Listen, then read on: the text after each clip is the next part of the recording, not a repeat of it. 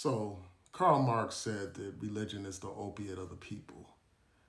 And I certainly agree that sometimes religion can be used as an opiate of the people, meaning that it makes people forget their reality, keeps them intoxicated so they don't do anything to change their reality.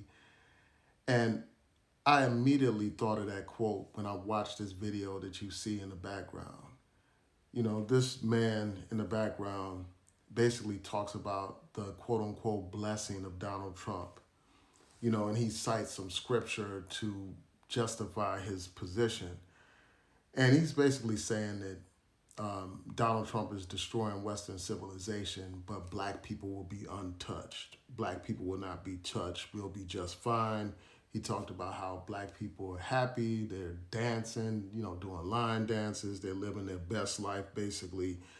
And he says that the judgment of God is upon America, but not on black people.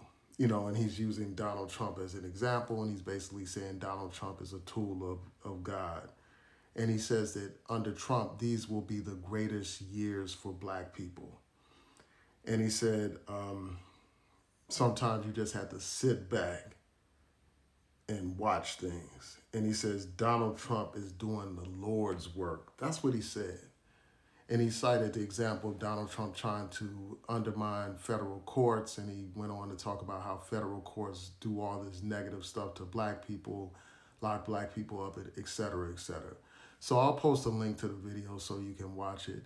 But I think that this is a prime example of people using religion to pacify black people, to make black people apathetic, and to basically make black people submissive.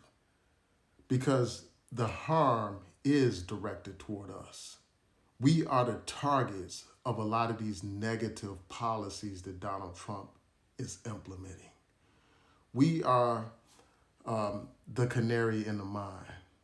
The miners take a canary in the mine, and the canary is the first to pass away if there's something wrong in that area of the mine. And that's what we are. We saw it with COVID, how COVID disproportionately impacted black people. Black people died at disproportionate numbers.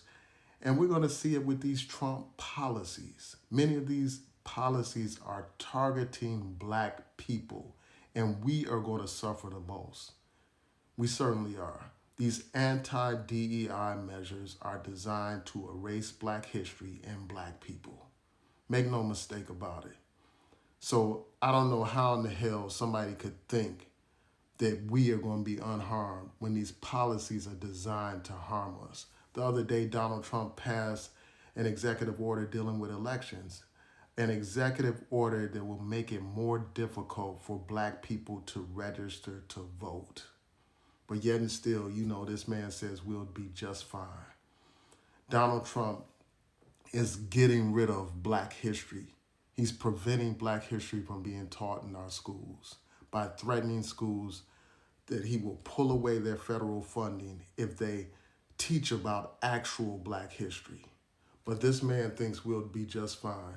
Donald Trump is eliminating diversity, equity, and inclusion in schools in terms of admissions policies, in terms of affinity groups.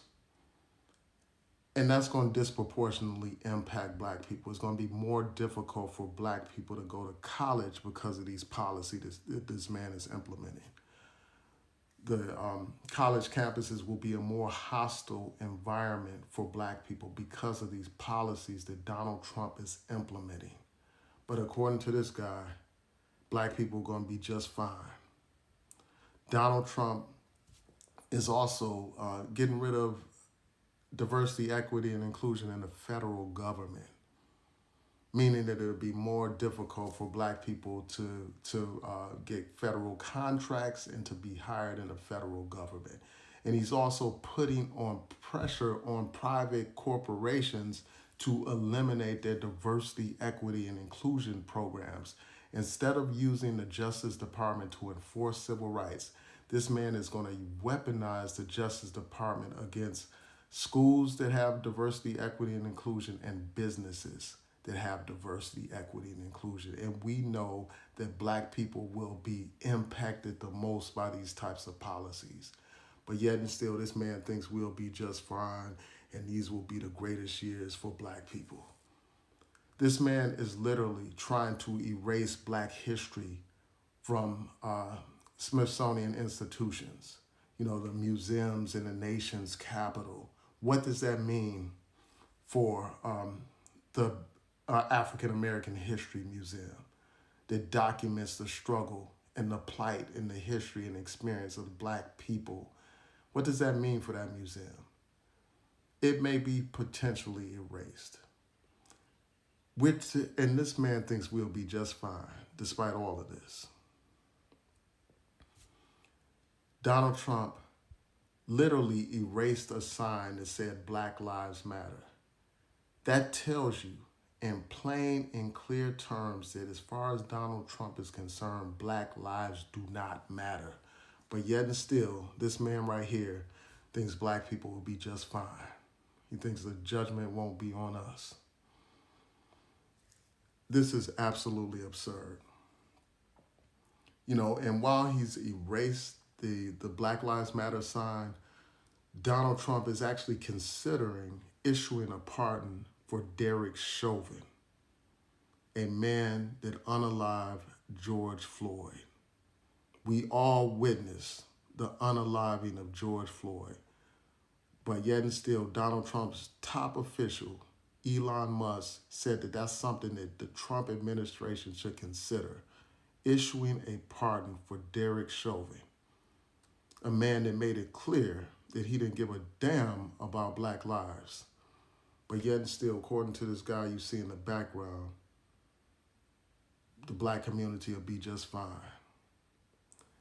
Donald Trump is destroying the economy with these tariffs, issuing tariffs against America's allies.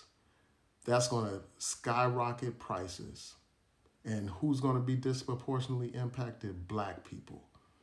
And while Donald Trump is trying to find funding for these tax cuts for white billionaires, he's cutting social programs that benefit black communities. That's what he plans to do. But yet and still, according to this guy right here, black people will be just fine, and these will be the greatest years for the black community. These terrorists are going to have a detrimental impact on black people. It's going to be hard for black people to buy things. That's going to disproportionately impact black people. And Donald Trump, through his Doge program, has fired thousands upon thousands of federal workers. Many of those federal workers that lost their jobs are black people. But yet and still, according to this guy, black people are going to be just fine.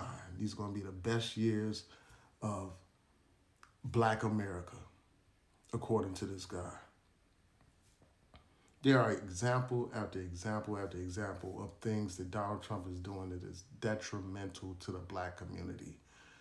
Another example is this. While Donald Trump is saying, well, I'm not going to use the FBI to go after police that brutalize black people. I'm not going to use the FBI to go after white supremacists. Instead, I'm going to use the FBI to go after black organizations that speak out against police brutality. I'm going to target them. He's going to target Black Lives Matter and other similar organizations that are about fighting police brutality. But according to this gentleman, these are going to be the best years of black America. This shows you the level of ignorance that a lot of people perpetuate online.